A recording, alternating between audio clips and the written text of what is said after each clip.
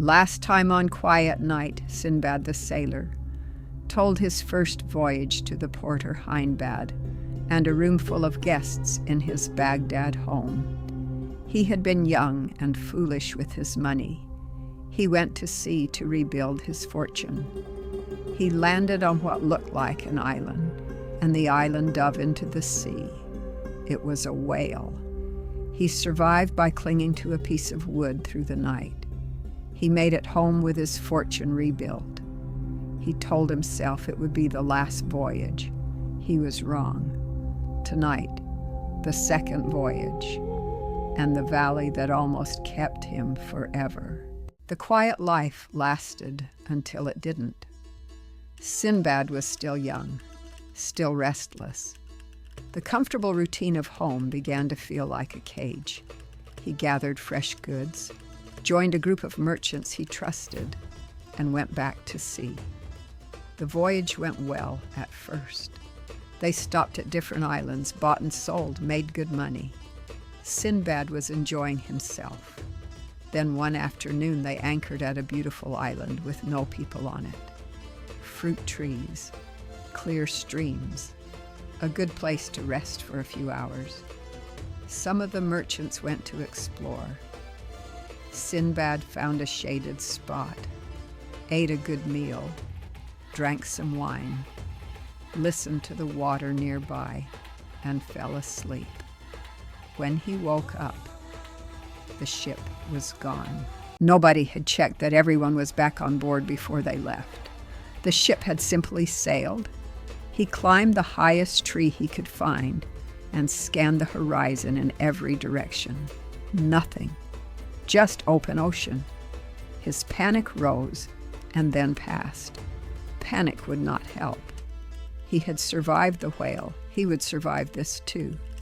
He explored the island. He found food and fresh water. Then in the distance he spotted something strange, a huge white object, so large and so oddly shaped that curiosity pulled him toward it. When he reached it, he found a dome, perfectly smooth, perfectly round, enormous. He walked around it and counted 50 steps to complete the circle. No opening anywhere, no way in, no way up. Just this massive white curved surface sitting alone in the middle of the island. He had no idea what it was. Then the sky went dark. Not clouds, a shadow. He looked up and saw a bird, not a large bird, a bird of impossible size, so enormous that it blocked out the light the way a cloud does. Its wings stretched across the sky above him from one side to the other. He remembered the story sailors told of the rock. A bird so large it could carry an elephant in its talons to feed its young. He had always thought it was a story. He looked at the white dome beside him and understood. It was not a building. It was not a monument. It was an egg. The rake landed and settled over the egg. Its great leg came down directly beside him, as thick as the trunk of a large tree. Sinbad stared at it for a moment. Then he had an idea. He unwound his turban, tied himself tightly to the rock's leg, and lay completely still through the night. At dawn, the bird rose. It took him with it, up through the air, climbing so high that the earth disappeared below, and the world became nothing but cloud and sky. Then it plunged downward so fast, Sinbad nearly lost consciousness. When it landed, he untied himself and rolled free as fast as he could, just in time. The rock had spotted a massive snake on the ground, seized it in its talons, and was already rising back into the sky. Sinbad looked around. He was at the bottom of a deep valley. The walls on every side were sheer rock rising straight up until they disappeared into cloud. There was no visible way up, no path out. But on the ground around him, diamonds, hundreds of them scattered among the rocks, some as large as his fist, the most diamonds he had ever seen in one place. And among the diamonds, serpents, enormous ones, each large enough to swallow an elephant. They were retreating into the rocks as the daylight grew, hiding from the rocks that hunted them. But they would come out again at night. He was trapped in a valley of diamonds and serpents with no way out. Sinbad spent the day collecting the biggest diamonds he could find and packing them into his leather bag. When evening came, he found a small cave, crawled inside, and blocked the entrance with a stone as large as he could move. Then he listened. The serpents came out of the rocks as the dark arrived. He could hear them moving through the valley. Slow, heavy sounds. Things that were very large, moving without any particular hurry, because nothing in this valley was going to challenge them. They passed his cave entrance. They did not stop. He barely slept.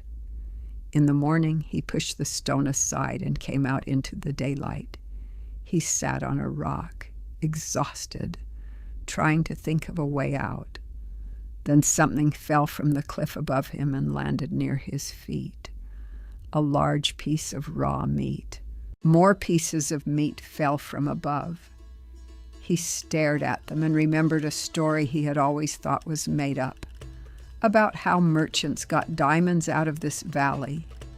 The cliffs were too steep, and the serpents too dangerous for anyone to go in and come out alive. So merchants stood at the top and threw large pieces of meat down into the valley. The meat hit the ground hard, and diamonds stuck to it. Then eagles nesting in the cliff face swooped down, grabbed the meat, and carried it back up to their nests. The merchants rushed in and drove the eagles off and collected the diamonds that had come up with the meat. Sinbad looked at his bag of diamonds, then at the meat on the ground, then at the cliff above him. He chose the largest piece of meat he could find.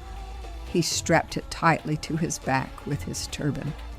He lay face down on the ground with his bag of diamonds secured beneath him. An eagle found him. It seized the meat on his back. It lifted him off the valley floor and carried him up to its nest at the top of the cliff. Then the merchants came shouting, and the eagle backed away. The merchants stared at him. Their first reaction was anger. He had come up in the nest that belonged to one of them and taken their haul. Sinbad spoke calmly. He told them where he had come from and what he had been through. Then he opened his bag. The diamonds he had collected at the bottom of the valley were better than anything any of them had seen in years of making this journey. Their anger dissolved completely. He gave generously to the merchant whose eagle had carried him up. The man accepted one stone, not even the largest, and said it was enough to take care of his family for the rest of their lives. They made their way out of the mountains, reached the sea, and sailed for home. Along the way, Sinbad exchanged his diamonds for fine goods and arrived back in Baghdad with his fortune rebuilt, and more besides. He gave generously to those in need, settled back into his house, ate well, slept well, and told himself this time he was done with the sea. Sinbad looked at Sindbad and the assembled guests. 2 voyages, he said. 2 times the sea tried to finish me. 2 times I came home with more than I left with. Not because I was brave, because I kept thinking when everything in me wanted to stop thinking. He sent Sindbad home with another 100 gold coins, and in the palace Scheherazade paused. The Sultan lay in the dark thinking about a man who tied himself to a giant bird's leg and trusted it to carry him somewhere better than where he was. He thought about the kind of thinking that does in the darkest moment.